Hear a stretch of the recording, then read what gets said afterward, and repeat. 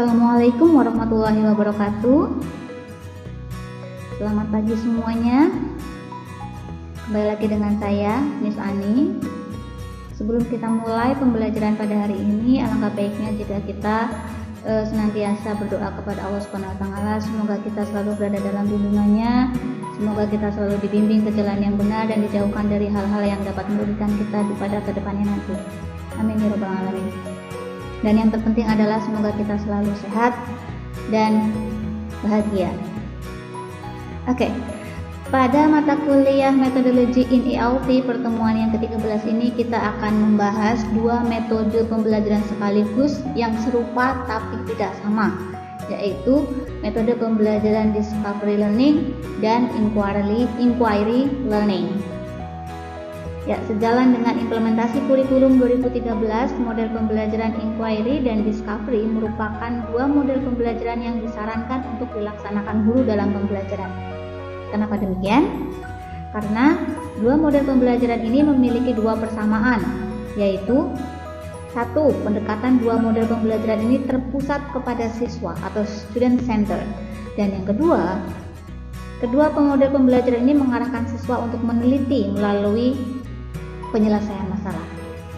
Sebagai model pembelajaran yang berpusat pada siswa atau menempatkan siswa sebagai subjek belajar, model pembelajaran inquiry dan discovery mengacu pada teori belajar constructivism, di mana teori ini berpandangan bahwa pengetahuan seseorang dibangun atas dasar temuan atau pengalaman sehingga menghasilkan pembelajaran yang bermakna atau meaningful learning bagi dirinya sendiri. Pengetahuan didapatkan selain dari membaca juga dari diskusi, wawancara, dan studi dokumentasi. Baiklah, mari kita bahas satu persatu kedua metode pembelajaran ini. Kita mulai dari discovery learning. Discovery learning adalah teknik yang diperkenalkan pada tahun 1961 oleh psikolog Amerika Jerome Bruner berdasarkan pandangan kognitif terhadap pembelajaran dan prinsip-prinsip konstruktivisme. Ini adalah pendekatan baru untuk belajar yang mengikuti moto learning by doing. Menurut Bruner, belajar merupakan suatu proses aktif yang memungkinkan manusia untuk menemukan hal-hal baru di luar informasi yang diberikan kepada dirinya. Praktik dalam menemukan sendiri mengajarkan seseorang untuk memperoleh informasi dengan cara membuat informasi tersebut lebih giat dalam pemecahan masalah. Discovery learning mengacu pada situasi pembelajaran, upaya siswa mencapai tujuan pembelajaran dengan bimbingan yang sangat terbatas atau tanpa bimbingan sama sekali oleh guru. Metode discovery adalah suatu prosedur pembelajaran yang menekankan pada belajar mandiri, memanipulasi objek, melakukan eksperimen atau penyelidikan dengan siswa-siswa lain sebelum membuat generalisasi. Metode discovery memberikan kesempatan secara luas kepada siswa dalam mencari, menemukan, dan merumuskan konsep-konsep dari materi pembelajaran. Selanjutnya, karakteristik dari metode pembelajaran ini. 3 ciri utama dari discovery learning yaitu mengeksplorasi dan memecahkan masalah untuk menciptakan, menggabungkan, dan mengeneralisasi pengetahuan. Yang kedua, berpusat pada siswa, dan yang ketiga, kegiatan untuk menggabungkan pengetahuan baru dan pengetahuan yang sudah ada. Langkah-langkah yang harus ditempuh dalam melaksanakan model pembelajaran discovery, yaitu yang pertama adalah perumusan masalah untuk dipecahkan siswa. Perumusan masalah untuk dipecahkan siswa merupakan kegiatan belajar yang dilakukan guru dengan memberikan pertanyaan yang merangsang berpikir, kemudian mengarah pada persiapan pemecahan masalah. Yang kedua, menetapkan jawaban sementara atau lebih dikenal dengan istilah hipotesis, yaitu siswa menetapkan hipotesis atau praduga jawaban untuk dikaji lebih lanjut. Yang ketiga adalah siswa mencari informasi, data, fakta yang diperlukan untuk menjawab permasalahan atau hipotesis. Secara spontan, siswa menjelajahi informasi atau data untuk menguji praduga baik secara individu ataupun secara kelompok melalui kegiatan. Kemudian yang keempat adalah menarik kesimpulan jawaban atau generalisasi. Menarik kesimpulan yaitu siswa menarik kesimpulan jawaban melalui informasi yang diperoleh melalui kegiatan. Dan yang kelima adalah mengaplikasikan kesimpulan atau generalisasi dalam situasi baru. Mengaplikasikan kesimpulan atau generalisasi merupakan penyajian hasil kesimpulan jawaban yang diperoleh melalui kegiatan oleh wakil setiap kelompok melalui praktek di depan kelas. Metode pembelajaran ini memiliki beberapa kelebihan, antara lain membantu siswa mengembangkan, memperbanyak kesiapan, serta penguasaan keterampilan dalam proses kognitif pengenalan siswa. Kemudian siswa memperoleh pengetahuan yang bersifat sangat pribadi, individual, sehingga dapat kokoh mendalam tertinggal dalam jiwa siswa tersebut. Yang ketiga, dapat meningkatkan kegairahan belajar siswa. Yang keempat, teknik ini dapat memberikan kesempatan kepada siswa untuk dapat berkembang dan maju sesuai dengan kemampuannya masing-masing. Dan yang kelima adalah mampu mengarahkan cara siswa belajar sehingga memiliki motivasi belajar yang sangat kuat dan giat. Dan yang keenam adalah membantu siswa untuk memperkuat dan menambah kepercayaan diri sendiri dengan proses penemuan sendiri. Dan yang ketujuh yaitu strategi ini lebih berpusat pada siswa, tidak pada guru. Guru sebagai teman dalam belajar saja, atau dengan kata lain, guru hanya terlibat sebagai fasilitator dalam pembelajaran, membantu apabila diperlukan. Namun selain itu, metode pembelajaran ini juga memiliki beberapa kelemahan, yaitu yang pertama, pada siswa harus ada kesiapan dan kematangan mental untuk cara belajar ini. Siswa harus berani dan berkeinginan untuk mengetahui keadaan sekitar dengan baik. Kemudian yang kedua, bila kelas terlalu besar, penggunaan teknik ini akan kurang berhasil. Dan yang ketiga, bagi guru dan siswa yang sudah biasa dengan perencanaan dan pengajaran tradisional, mungkin akan sangat kecewa bila diganti dengan teknik penemuan. Dan yang keempat adalah dengan teknik ini, ada yang berpendapat bahwa proses mental ini terlalu mementingkan proses pengertian saja, kurang memperhatikan perkembangan pembentukan sikap dan keterampilan bagi siswa. Dan yang kelima, teknik ini mungkin tidak memberikan kesempatan untuk berpikir kreatif. Nah, itulah pembahasan kita tentang discovery learning. Oke, selanjutnya kita menginjak pada metode yang kedua, yaitu inquiry learning.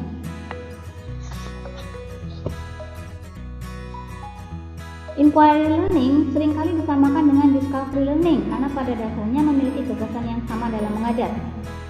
Sebagai metode pedagogis, metode ini muncul pada tahun 1960-an dalam konteks pembelajaran penemuan dan dikaitkan dengan nama Joseph Schwartz. Model pembelajaran inquiry merupakan salah satu model pembelajaran yang terlahir dari asumsi dasar bahwa setiap manusia di muka bumi ini memiliki rasa ingin tahu dan kemampuan untuk berpikir kritis yang unik. Jenis pembelajaran ini sering digunakan dalam penelitian untuk investigasi atau proyek skala kecil. Hal ini berkontribusi pada pengembangan keterampilan berpikir dan pengetahuan praktis. Istilah inquiry berasal dari bahasa Inggris, yaitu inquiry yang berarti pertanyaan atau penyelidikan. Pembelajaran inquiry adalah suatu rangkaian kegiatan belajar yang melibatkan secara maksimal seluruh kemampuan siswa untuk mencari dan menyelidiki secara sistematis, kritis, logis, analitis, sehingga siswa dapat merumuskan sendiri penemuannya dengan penuh percaya diri. Nah, kondisi umum yang merupakan syarat timbulnya kegiatan inquiry bagi siswa diantaranya adalah sebagai berikut. Yang pertama, aspek sosial di kelas dan suasana terbuka yang mengundang siswa berdiskusi. Yang kedua, inquiry berfokus pada hipotesis. Dan yang ketiga, penggunaan fakta sebagai evidensi atau informasi atau fakta.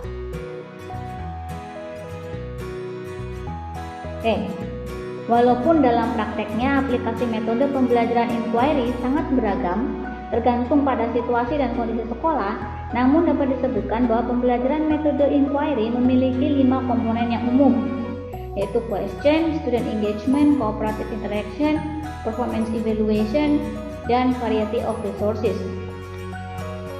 Nah, mari kita bedah satu persatu. Question. Pembelajaran biasanya dimulai dengan sebuah pertanyaan pembuka yang memancing rasa ingin tahu siswa dan atau kegaguman siswa akan sesuatu fenomena. Untuk memudahkan proses ini, guru menanyakan kepada siswa mengenai hipotesis yang memungkinkan. Dari semua gagasan yang ada, dipilih salah satu hipotesis yang relevan dengan permasalahan yang diberikan. Siswa diberi kesempatan untuk bertanya yang dimaksudkan sebagai pengarah ke pertanyaan inti yang akan dipecahkan oleh siswa. Selanjutnya, guru menyampaikan pertanyaan inti atau masalah inti yang harus dipecahkan oleh siswa. Untuk menjawab pertanyaan ini sesuai dengan taksonomi Bloom, siswa dituntut untuk melakukan beberapa langkah seperti evaluasi, sintesis, dan analisis. Jawaban dari pertanyaan ini tidak dapat ditemukan misalnya dalam buku teks, melainkan harus dibuat atau dikonstruksi. Komponen yang kedua adalah student engagement. Dalam metode inquiry, keterlibatan aktif siswa merupakan suatu keharusan, sedangkan peran guru adalah sebagai fasilitator. Siswa bukan secara pasif menuliskan jawaban pertanyaan pada kolom isian atau menjawab soal-soal pada akhir bab sebuah buku, melainkan dituntut terlibat dalam menciptakan sebuah produk yang menunjukkan pemahaman siswa terhadap konsep yang dipelajari atau dalam melakukan sebuah investigasi. Yang ketiga adalah cooperative interaction. Siswa diminta untuk berkomunikasi, bekerja berpasangan atau dalam kelompok, dan mendiskusikan berbagai gagasan. Dalam hal ini, siswa bukan sedang berkompetisi. Jawaban dari permasalahan yang diajukan guru dapat muncul dalam berbagai bentuk dan mungkin saja semua jawaban benar. Kemudian yang keempat adalah performance evaluation. Dalam menjawab permasalahan, biasanya siswa diminta untuk membuat sebuah produk yang dapat menggambarkan pengetahuannya mengenai permasalahan yang sedang dipecahkan. Bentuk produk ini dapat berupa slide presentasi, grafik, poster, karangan, dan lain-lain. Dan yang kelima adalah variety of resources. Siswa dapat menggunakan bermacam-macam sumber belajar, misalnya buku, teks, website, televisi, video, poster, wawancara dengan ahli, dan lain-lain.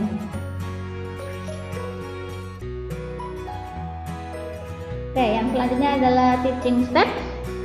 Secara umum, proses pembelajaran inquiry adalah mengikuti langkah-langkah sebagai berikut. Yang pertama adalah orientasi. Langkah orientasi adalah langkah untuk membina suasana atau iklim pembelajaran yang responsif. Pada langkah ini, guru mengkondisikan agar siswa siap melaksanakan proses pembelajaran.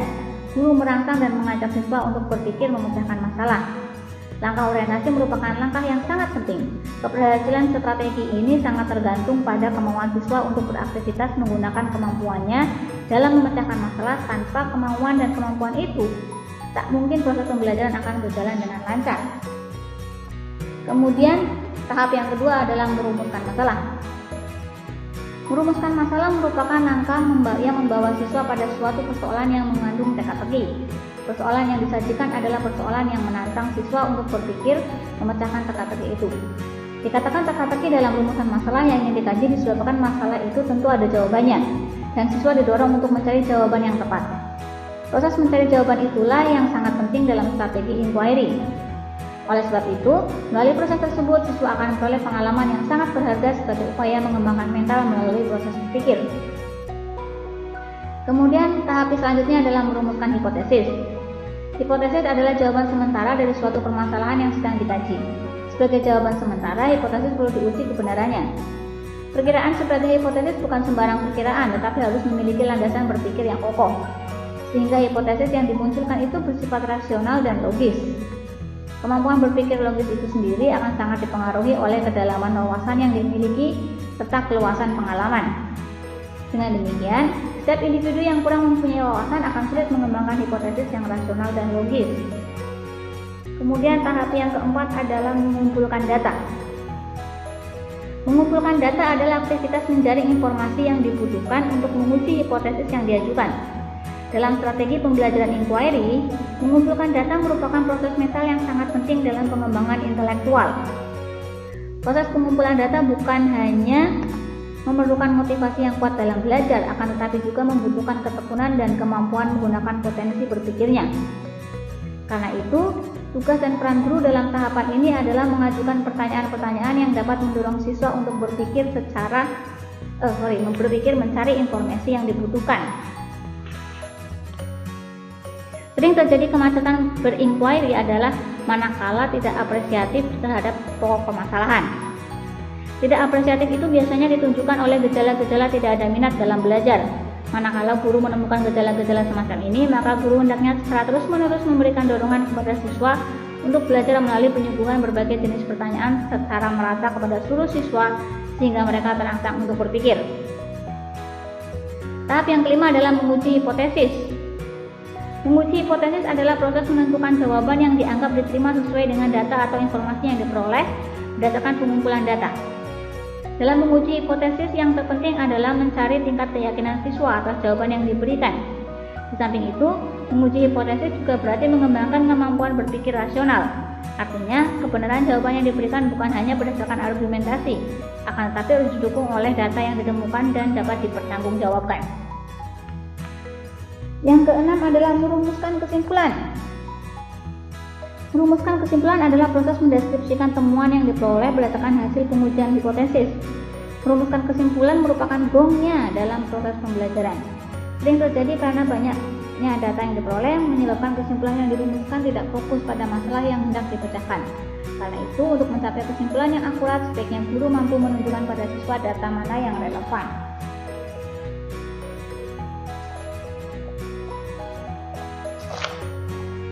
Selanjutnya adalah inquiry learning approach atau pendekatan inquiry learning. Pendekatan inquiry terbagi menjadi 3 jenis berdasarkan besarnya intervensi guru terhadap siswa atau besarnya bimbingan yang diberikan oleh guru kepada siswanya. Ketiga jenis pendekatan inquiry tersebut adalah yang pertama, inquiry terbimbing atau guided inquiry approach. Pendekatan inquiry terbimbing yaitu pendekatan inquiry di mana guru membimbing siswa melakukan kegiatan dengan memberi pertanyaan awal dan mengarahkan pada suatu diskusi. Guru mempunyai peran aktif dalam menentukan permasalahan dan tahap-tahap pemecahannya. Pendekatan inquiry terbimbing ini digunakan bagi siswa yang kurang berpengalaman belajar dengan pendekatan inquiry. Dengan pendekatan ini, siswa belajar lebih berorientasi pada bimbingan dan petunjuk dari guru hingga siswa dapat memahami konsep-konsep pelajaran. Pada pendekatan ini, siswa akan dihadapkan pada tugas-tugas yang relevan untuk diselesaikan, baik melalui diskusi kelompok maupun secara individual, agar mampu menyelesaikan masalah dan menarik suatu kesimpulan secara mandiri. Kemudian pendekatan yang kedua adalah inquiry bebas atau free inquiry approach. Pada umumnya pendekatan ini digunakan bagi siswa yang telah berpengalaman belajar dengan pendekatan inquiry. Karena dalam pendekatan inquiry bebas ini menempatkan siswa seolah-olah bekerja seperti seorang ilmuwan. Siswa diberi kebebasan menentukan permasalahan untuk diselidiki, menemukan dan menyelesaikan masalah secara mandiri, merancang prosedur atau langkah-langkah yang diperlukan. Selama proses ini, bimbingan dari guru sangat sedikit diberikan atau bahkan tidak diberikan sama sekali. Salah satu keuntungan belajar dengan metode ini adalah adanya kemungkinan siswa dalam memecahkan masalah open-ended dan mempunyai alternatif pemecahan masalah lebih dari satu. Karena tergantung bagaimana cara mereka mengkonstruksi jawabannya sendiri. Selain itu, ada kemungkinan siswa menemukan cara dan solusi yang baru atau belum pernah ditemukan oleh orang lain dari masalah yang diselidiki. Dan pendekatan yang ketiga adalah inquiry bebas yang dimodifikasikan atau modified free inquiry approach. Pendekatan ini merupakan kolaborasi atau modifikasi dari dua pendekatan inquiry sebelumnya, yaitu pendekatan inquiry terbimbing dan pendekatan inquiry bebas. Meskipun begitu, permasalahan yang akan dijadikan topik untuk diselidiki tetap diberikan atau mempedomani acara kurikulum yang telah ada. Artinya, dalam pendekatan ini siswa tidak dapat memilih atau menentukan masalah untuk diselidiki secara mandiri, namun siswa hanya yang belajar dengan pendekatan ini menerima masalah dari gurunya untuk dipecahkan dan tetap memperoleh bimbingan. Namun bimbingan yang diberikan lebih sedikit dari inquiry terbimbing dan tidak terstruktur. Dalam pendekatan inquiry jenis ini, guru membatasi memberi bimbingan agar siswanya berupaya terlebih dahulu secara mandiri, dengan harapan agar siswa dapat menemukan sendiri penyelesaiannya. Namun apabila ada siswa yang tidak dapat menyelesaikan permasalahannya, maka bimbingan dapat diberikan secara tidak langsung dengan memberikan contoh-contoh yang relevan dengan permasalahan yang dihadapi atau melalui diskusi dengan siswa dalam kelompok lain. Oke. Adapun kelebihan dari metode inquiry learning ini adalah yang pertama, menekankan pada pengembangan aspek kognitif, afektif, dan psikomotor secara seimbang sehingga pembelajaran melalui strategi ini dianggap lebih bermakna. Yang kedua, memberikan kesempatan kepada siswa untuk belajar sesuai dengan gaya belajarnya. Yang ketiga, sesuai dengan perkembangan psikologi belajar modern yang menganggap belajar adalah proses perubahan tingkah laku lewat pengalaman. Dan yang keempat adalah mampu melayani kebutuhan siswa yang memiliki kemampuan di atas rata-rata sehingga siswa yang memiliki kemampuan belajar bagus tidak akan terhambat oleh siswa yang lemah dalam belajar. Nah, selanjutnya untuk kelemahannya, sulit mengontrol kegiatan dan keberhasilan siswa, tidak mudah mendesainnya karena terbentur dengan kebiasaan siswa, terkadang dalam implementasinya memerlukan waktu yang panjang sehingga guru sulit menyesuaikannya dengan waktu yang telah ditentukan. Dan yang keempat, selama kriteria keberhasilan belajar ditentukan oleh kemampuan siswa menguasai materi pelajaran, maka strategi ini akan sulit diimplementasikan oleh setiap guru. Oke, itulah penjelasan singkat tentang discovery dan inquiry learning. Nah, walaupun tampak serupa, namun pada dasarnya metode ini tetap berbeda, merupakan dua metode yang berbeda. Pada hakikatnya discovery learning mempunyai prinsip yang sama dengan inquiry learning. Namun pada discovery learning lebih menekankan pada ditemukannya konsep atau prinsip yang sebelumnya tidak diketahui. Selain itu, pada discovery learning, masalah yang dihadapkan pada siswa semacam masalah yang direkayasa oleh guru. Dengan kata lain, jawaban dari masalah yang disajikan guru sebenarnya sudah ada, tetapi belum diketahui oleh siswa. Sedangkan inquiry learning, masalahnya bukan hasil rekayasa, sehingga siswa harus mengerahkan seluruh pikiran dan keterampilannya untuk mendapatkan temuan-temuan di dalam masalah itu melalui proses penelitian. Itulah perbedaan dari discovery dan inquiry learning. Baiklah, itu yang dapat saya sampaikan pada pertemuan kali ini. Untuk lebih detailnya, kalian bisa membaca sendiri file PDF yang akan saya lampirkan bersama dengan video ini. Terima kasih atas perhatiannya. Wassalamualaikum warahmatullahi wabarakatuh.